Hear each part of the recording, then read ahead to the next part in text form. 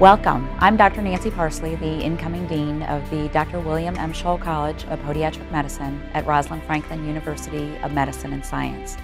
And today we want to take the opportunity to sit down with two alumni from Scholl College to discuss the future of podiatric medicine. Hi, I'm Dr. Kathleen Stone. I am the current president of the American Podiatric Medical Association and in private practice in Glendale, Arizona.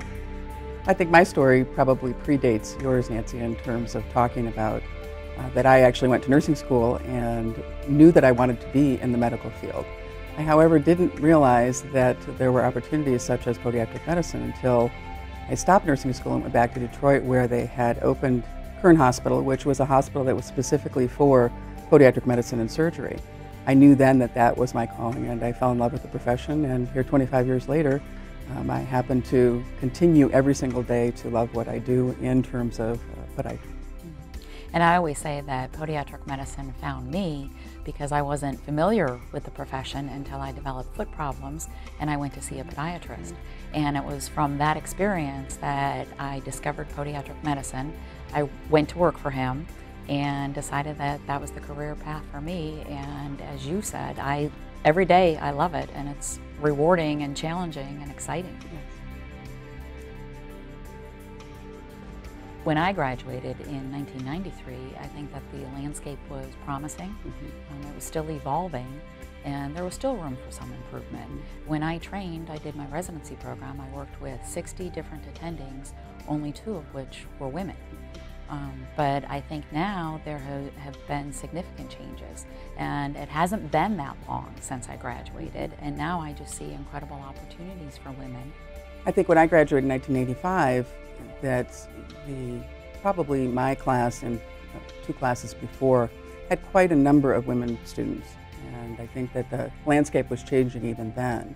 I think when you look at medicine as a whole now, where it is more of almost 50% in terms of student enrollment, as well as within the practice of podiatric medicine, I think that I had opportunities then from previous women graduates who will show us the landscape now. I think that the gender doesn't come into as much play, but more so the actual degree and the amount of training that is involved with the degree. As you said, the class sizes are now 50% women. And as I always say, we don't always run or do things based on our gender, but we have the same training and the same degrees, and that the opportunities that are available to women now are the same as they've always been within the male population. Absolutely. And to be able to lead at my alma mater, to me, is even more significant. And I see the opportunities and the future for podiatric medicine as so positive, and to be able to have the opportunity to influence students of the future, to me, makes all the difference in the world. So I am just so excited about this opportunity and so looking forward to what the future holds. And I think that when I look at my role as APMA President this year, and as the first female president, I also look at it as an incredible opportunity for me to mentor the female podiatric physicians that are coming behind me, to actually get them involved in politics, into the changing landscape of healthcare, into looking at the legislative issues and making sure that we are as represented as we are within practice and across the nation in our actual political arenas. And so the difference possibly between the academic and then the political, I think, is we've got it covered.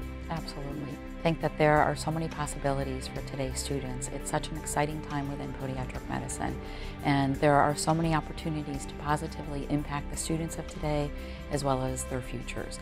And to be able to lead at my alma mater means more than I can express. So I'm very excited about the possibilities. It's truly the pinnacle, I would say, I agree with you, the pinnacle of my professional career is being the first woman APMA president. And I think that when I look at the years that we spend in meetings and that we discuss things, and as I know you have as well, 2 different arenas that are very important to both our students and in particular our female students, to show them that representation is needed within these academic and also legislative and political circles. And I think that it's important that we are mentors to those students, and that we do show them that it is something that you can do, as well as doing your practice. And being the greatest podiatric physician is also to be involved in your profession, and to make sure that that profession continues to have the strengths that it needs to continue on for years to come.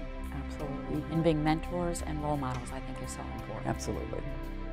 Thank you, Dr. Stone, for taking the opportunity to join us today to have a conversation, and I really enjoyed the opportunity to speak with you.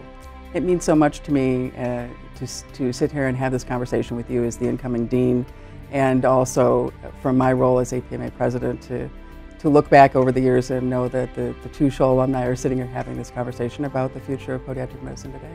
It's been a pleasure. Thank you. Thank you. And thank you for joining us. Thank you.